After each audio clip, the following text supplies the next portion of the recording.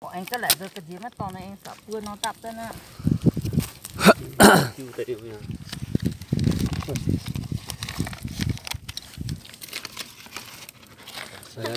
Ada pun rồi. Đi xuống nào. Khu ta. Nếu chỗ sao tự được thế. Không to bò. Ồ nè. Ô.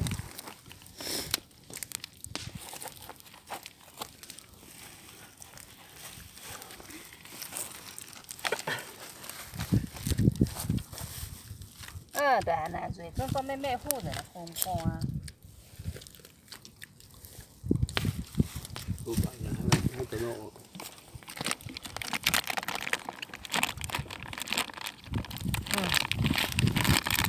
Ôi, như quán đó mà. Còn ra được cá.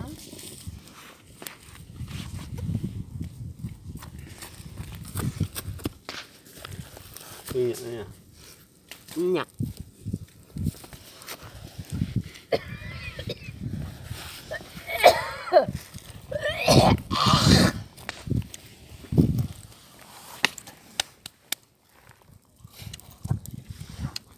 Tím chưa? Chưa đâu.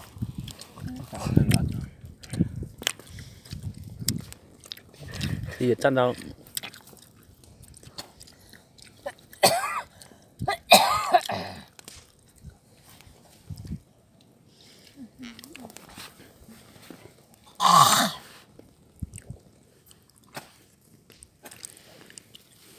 Nó mè lại tôi Món đặc sản. mè lại tôi rất xanh phải xinh. Tôi lo nhả nhã.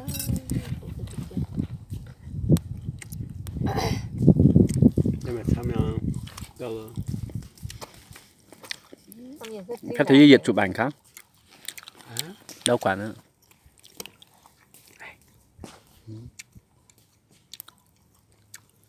Nếu ô lạ nổ nè. Thật cân á. Mắc cáo mẹ cả như vậy. Ồ. Đâu to cân sao mà. Nó phải đấy em. Đến nổ rồi. Cân. Dám ô rồi sao mà. Ô, rồi mà nó tệ chưa? Nó tiêu tôi rửa cho. Chưa nó tiền đâu. Khu sữa. Khu ha. Khu nó sẽ là cái gì năng cái sữa. Tiêu cân lắm rồi. Ở gì chứ mà tú ô. Nó tốt lá. Cái tay đám của mẹ mà. Con thấy đâm.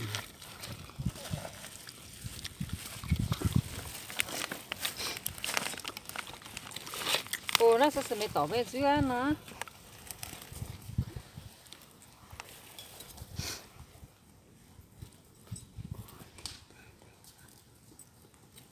Ê, tại vì con nổ tỏ nòm tiêu dưới ở nhà. Nó tỏ khó. Mẹ mà qua đó. Buông lắm. Nhà lô, mất cái nhám thế. Tao nhả xin ăn chưa? Mẹ được đâu. Đó.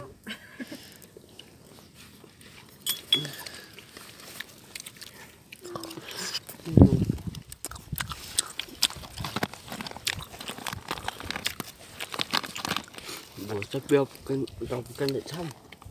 Cái gì nha mất tỏ ta này. Nhỏ. Vui nhỉ nhỉ?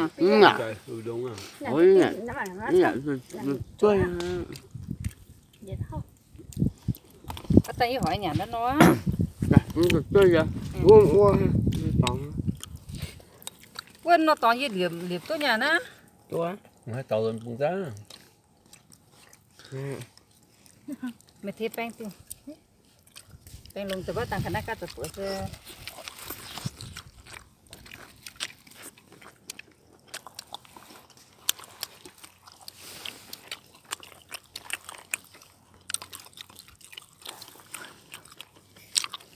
Đổ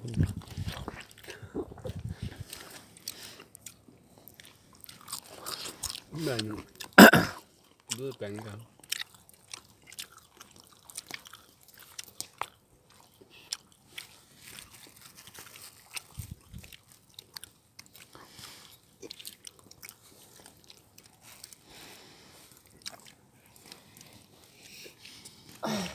Hai mặt tu sao?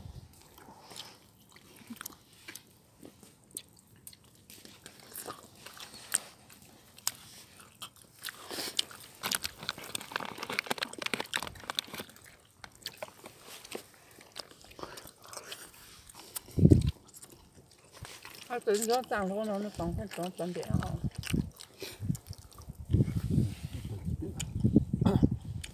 Chạm một cô ra hai thôi. Tự tại bút cố. Cả chạy cô chạm. Nhưng giờ điều từ ra sang do bạn một cái quả. Đó, em mà đi cuối nhà có lúc thôi đã có nào. Trước thì bút cố nha.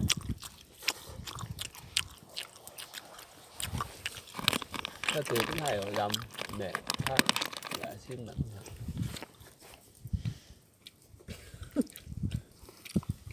Này nè, nó bên nọ. Dạ. Tự dưng mày cái thằng cắt này. Bạn mày Nó chẳng Tàu bậc cân đó là rán đám. Cái tôi Tàu tặng bậc con gì cân. bút quên nhà con nhá, gì bút cố nó. uống bột quá.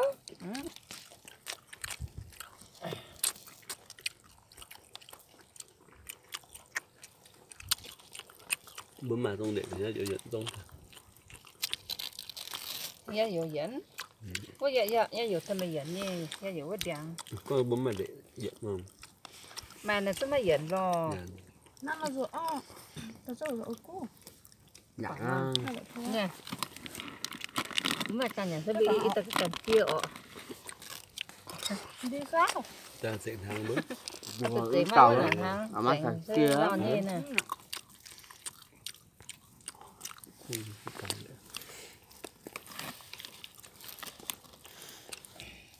Nó sẽ bên nghe.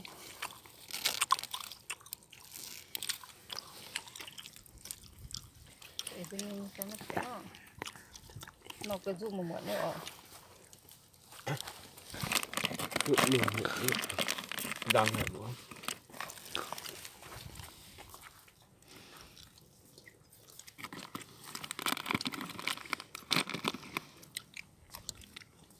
Nó rú khu ra. Dạ. Bên nghe không cho nó Nó khu sẽ bụi nhây. Ồ, không luôn. bên nghe sẽ mang gì ốc cao. Bây giờ là đang màu nữa. Bên nghe sẽ đằng ngon. Thì mình có một không sao ngon. Cái tình nghe sẽ quẹt ăn sao ngon. Thác quảng thì bảo vác. Ý thì thác cảm cho nhà quá. Nhà sẽ cảm mất quá. Dạ. Tiền hay quá. Cả tiền hoa. Chọn ra họ hả sơn. Chọn tới nào họ sẽ phải là cái việc tôi giảm tạm. Và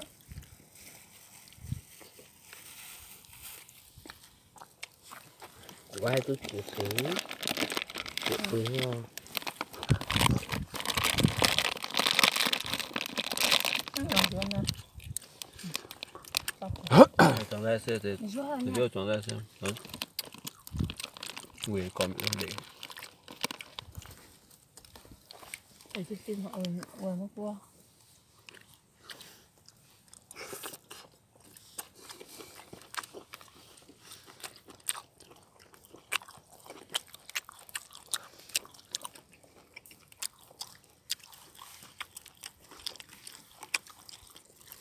Mà nhận ra con nhỏ cho tiền lên mà cái nhận cái nhận. Có con chọn từ tập tiếp của con. Món cái lai nó nặng nó không nghe. Hả là thân nhận 2 tỷ tiền của con nhận thân rồi. Có cái ta được con này. Nó cứ xăm sẽ nó cũng cứ nó sẽ đôi cương. Giảm không dễ, giảm không dễ. Quay mắt rồi cái mà tập phân. nhưng mà thấy là sao mà tôi cũng đã cao đâu.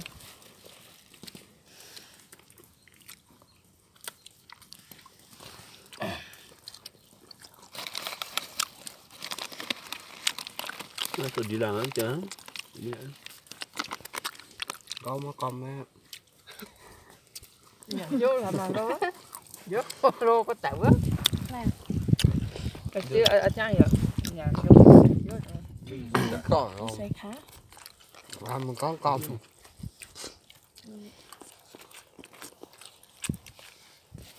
Nên lại nhà nó sẽ dùng là chiếc kỹ thuật á. Vài cho vào thịt lớn tới đây xăm. Khu tạ.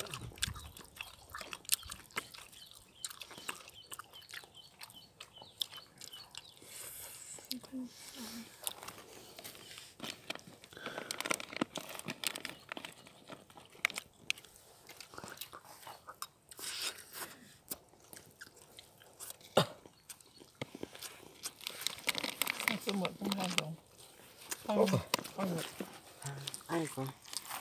Chế đấy có sẵn luôn. Bên lại tiêu vậy nhỉ? Yeah.